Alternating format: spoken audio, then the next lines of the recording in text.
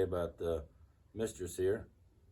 Some of you know that that's what I call it, and some of you don't, which it's a 2000 Hyundai Tiburon. Stock engine. This year has the 1.8 in it, 5431 turbo, precision blow-off valve, wastegate turbo. Just bolt-ons, no cams, or anything that's done to the car internally, I guess you'd call, would be the ARP head studs. That's it. Which are BMW M52, I believe, 2.5 liter head studs, and Toyota 22R M12 head studs. So it's a mismatch. That's what we got to do. But yeah, it's got that, and it's got a Sheepley intercooler, vibrant piping, all welded from a friend of mine, Sheeter Fabrication. Turbo up pipe. Me and a friend threw it together in 5 minutes.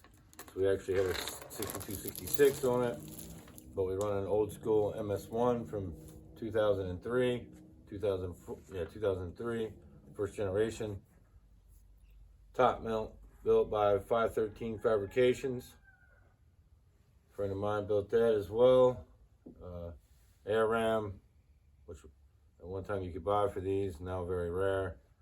eBay catch can, eBay fittings and hoses. I think if I remember right, vibrant bulk fittings going into the valve cover, because these are plastic. So you gotta have a nut and a nylon washer to lock in. Honda rad, just a 2-core rad, nothing special. Making around 450 to the wheels. The turbo is maxing out right about that. It's made 414, 410, and my buddy's dyno on this 5431 turbo. It made 414 on the 6266, but with the MS1 being old school, it don't have no launch control.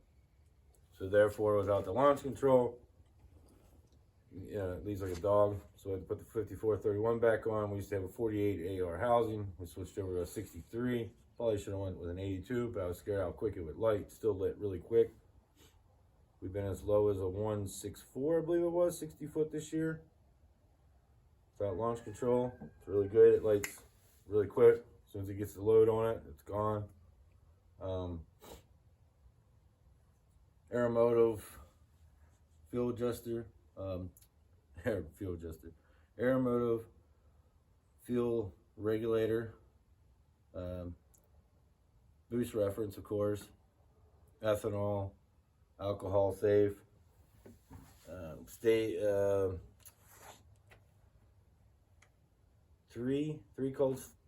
steps colder plug. My bad, guys.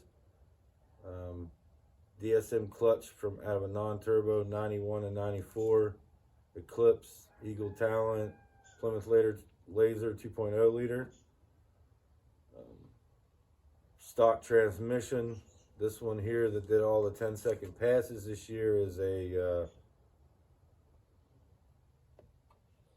2004. I think that's a 2004 on that one. One before that was an 06 one. I think this was an 04 one. But, stock with CAS LSD in it. Stock axles.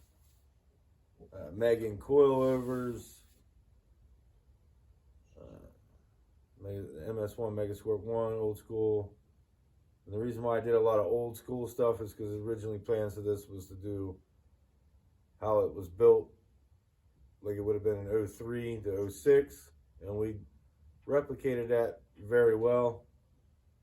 And to me, that shows that these cars could have went even deeper if I would work on it more, taking weight out, especially if I'd put it in. And we may do that in the Accent, guys. I think that's what we're going to do with the Accent. Just take the lighter chassis and work on that stock motor record. We have it in the Tiburon 11.7. They claim a guy did 11.6 in an Accent. I like to beat that so we can just wipe that memory off the face of the earth. That, you know, because I don't think he did it. I think he did it on a built motor, but that's a different case. But we won't talk about that anyway. But yeah, simple setup here, very cheap. This setup here was no more than $5,000, I'd say. I don't even think it probably cost you that. You can get probably things a lot cheaper than that, but I'd say $5,000 to run 1070s consistently. And it was running 1070s that day on a low 1.7. You know, if they had good sticks on it, would have did a low 1.6, which is translated into a 1.6, which I think it would have did a 1.6. And we're at like 2470 or something like that in this car, almost 2,500 pounds. So we got some weight we can lose. Plus we're putting a cage back in, so we need to take some out. But we could get down there. I mean, if we wanted to run sport front wheel drive, we'll have to add weight, but that would be no problem because then we put weight bar on the front and you could add a lot of weight up front. But, you know, all glass windows, wipers still, you know. Everything's taken out is the back interior and the carpet. And mainly the reason I took the carpet out was because I knew I was going to get a cage. And I thought I was going to get one last year and I didn't do it because we're not getting the motor built. We've been waiting for a while. I don't know, some of you know it. We've been waiting for a while on Power Engineering in Australia. They're building us a 4-speed gear set, straight cut. And supposedly it's going to be here around Christmas or after. I hope, guys. That's the whole ticket. Like I've told everybody a million times in my life, and probably told you guys a million times already, the first thing you got to build is a transmission. If you can't build a transmission for something, your goals can only be what the transmission can hold. And really, I think you could run 9-second passes on this with a built motor, with its stock training, but I think you're going to be limited to like maybe 4 good passes before it goes, I'm thinking. You know, it might be less than that. I don't know. Might not even do it. Especially with the launch control. I don't know. But who knows? But hopefully we can get that going because we got to have that. And, you know, the goals this year, they say the stock record is like 10.3 or 10.4, but I think that was done in Korea. They don't even run 1,320 feet. I don't think most people realize they don't actually run a whole quarter mile. I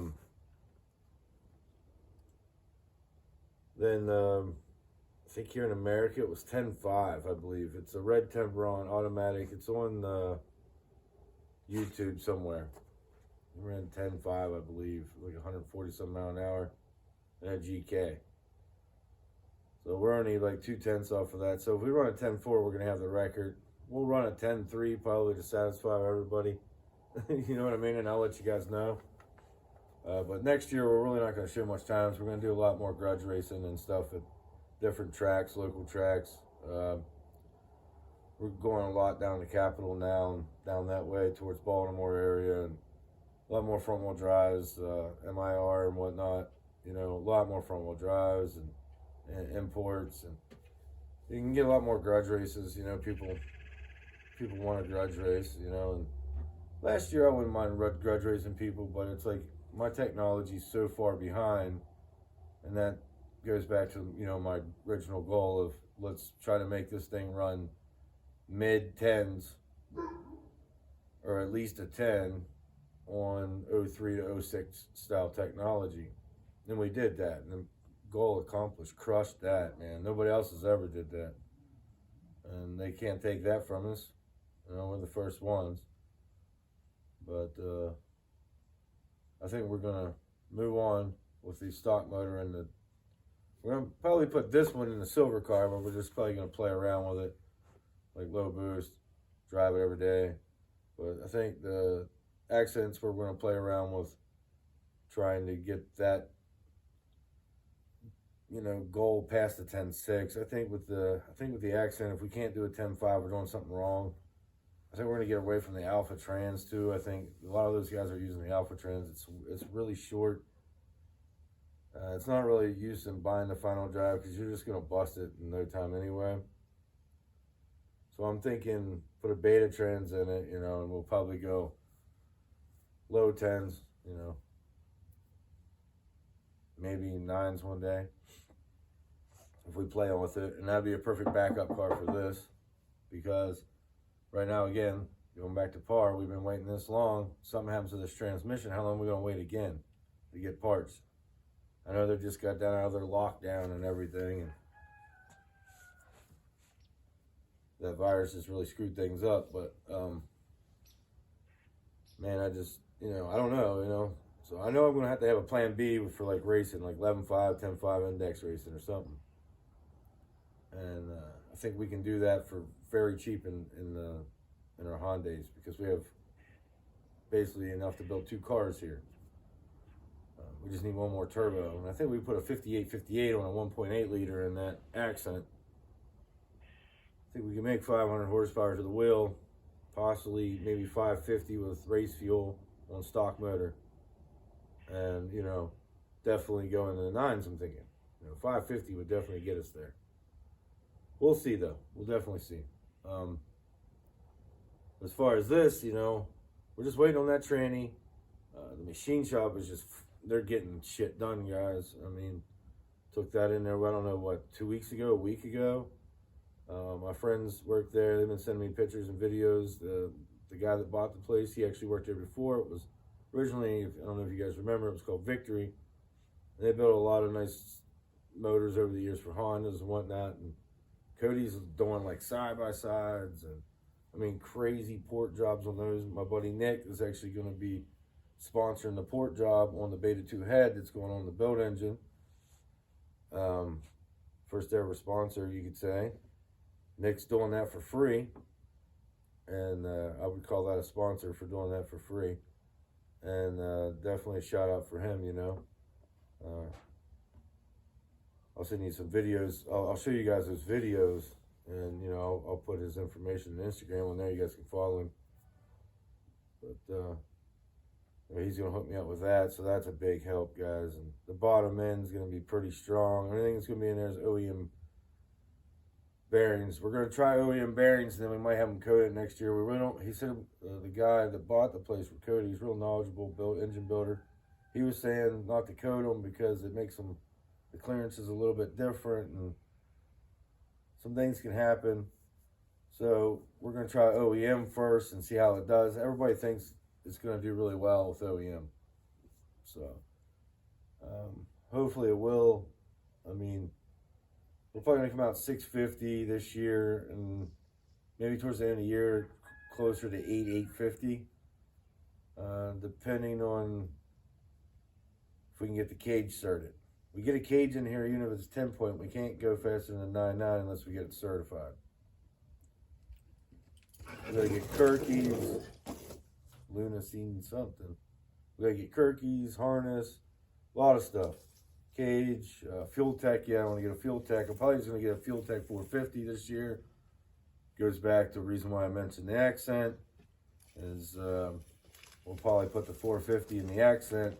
And then the 550 and the 450 plugs right in together. We'll plug the 550 in when we buy it for this, put the 450 in that, and then we can put a bunch of other outlets and options that we need to do to make this thing run faster with the 550. But this year, the goal that we want to do, I think the 450 is going to do it. I think we can get plenty of outputs on it for what we're going to do for this year. The axles I had made for the ABS rings, they're not on it. These axles, I do have them on, so I don't know if I can press those off and have them pressed onto that, but I had them made for that. Might say something to DSS, but I think it's probably what you got to do. You probably have to press them on. So what I'll probably do is have those pressed off, maybe, I don't know, figure something out. And then we can do like traction control and stuff, because they make them wheel bearings with the back with the ABS spindle on them. And these ones actually don't have the sensor area for the ABS, but that silver car does. So if I have to, I'll take the back ones off of that and put on this car, and then I'll have a place to put the sensor at to read the spindle, you know, front and back. But The silver one has all the ABS stuff. I don't even know if the American Tibbs even had ABS. I've never seen one with it. Maybe they do. Someone let me know in the comments if you watched this far. But yeah, I mean, the whole goal is, to at least run nines, and I got a lot more than that I want to do in it, but one step at a time. So I really don't want to get ahead of myself and start saying a bunch of other stuff. But I was talking to some guys in Korea and a few guys, and I think it's very possible to get 1,000 horsepower out of that motor, the way it is with OEM bearings and everything. Seems very possible. And I was talking to a bunch of guys. The engines that I'm using with that trigger wheel, they say don't explode. They do make ones over there in Korea, but you got to get like a batch of 5 or 10 or something like that. And I'll never get 10 of you guys to ever buy them. And even when we do, that's mainly, he told me it's mainly like beta 2 stuff. And you guys know me, I stay away from the beta 2 stuff. I haven't heard nothing but horror stories from beta 2s. I mean, I got a few guys, Cameron and Edwin, that sometimes I believe they watch me as well. They run beta 2s and they throw all the boost out of it. Edwin's been 10s and Cameron's all but 10s. And then, they're running beta 2s and they're not having no problem with them, stock shit. But I've seen guys blow up the stock ones like crazy, so it's kind of why I always went with the beta 1. It seemed like the Puerto Ricans back in the day were running beta 1 stuff, and at least to my knowledge it was, and that's kind of what I stayed with, and a lot of those guys were running the 1.8 liter, so it got my curiosity up. This year we went 1.8, and I can see why.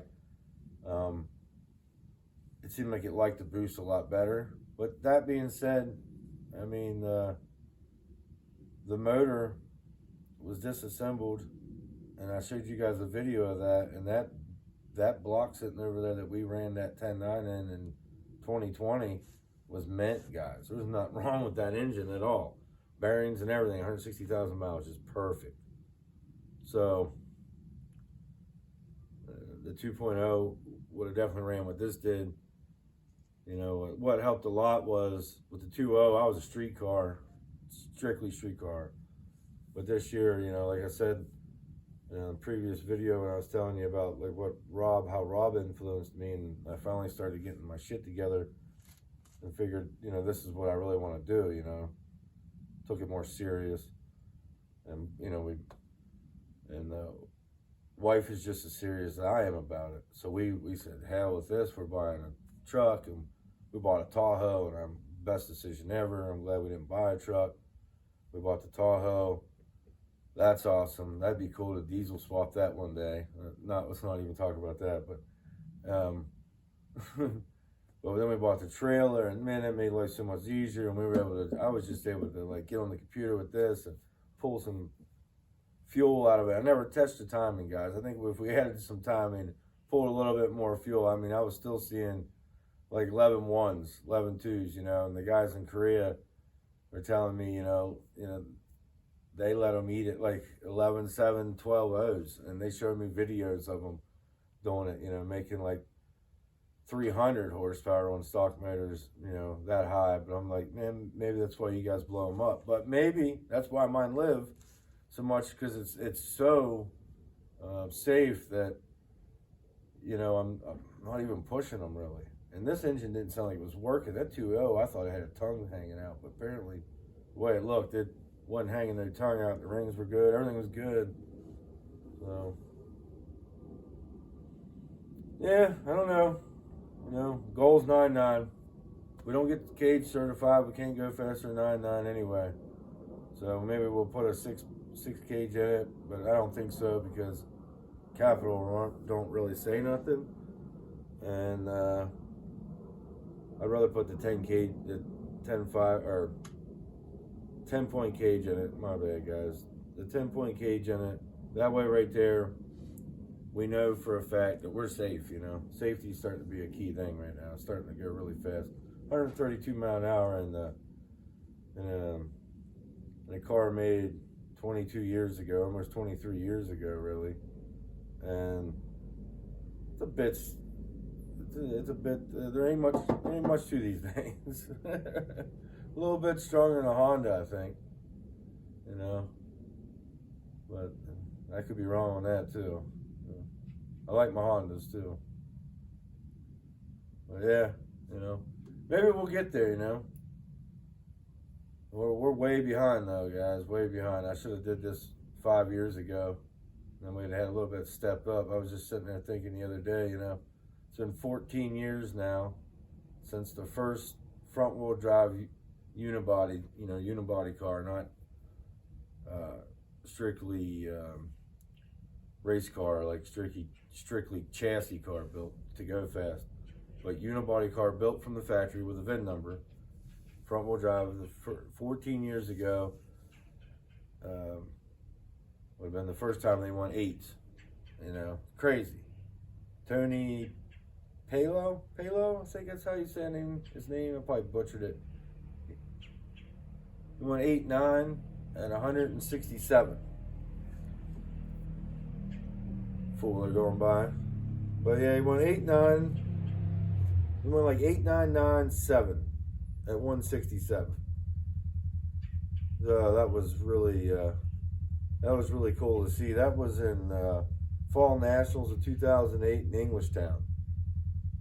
And that's one of the reasons why I started, one of them.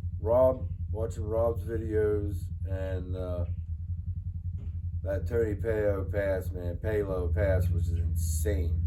8, 9, in a front wheel drive. It was just unheard of. So I wanted to do one, and it took me a long time to get around doing it. I think I started doing YouTube around like 2012, I think, or something like that, maybe 14. It's been a while now. And I started tinkering around with this, a little bit of nitrous, and a little bit of the supercharger, blah, blah, blah. But I wish we would have started with the turbo a long time ago. I just didn't know what I wanted to do. Because I got my DSMs. I was really wanting to get back to that.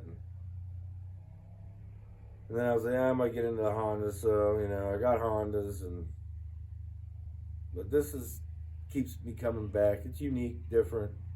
And we're going to push it. And we're going to go for 9s this year. We're going to break the record. Then we're going to go for 9s. And then we're 14 years behind the first front wheel drive that won 8s. But hopefully we're only a few years ourselves from going 8s. Hopefully. But more four-wheelers and more donkeys screaming. It's crazy around here. I'm going to get myself going. Get in here, let the dogs in, and you guys have a good one. I done bored you enough. Thanks for watching.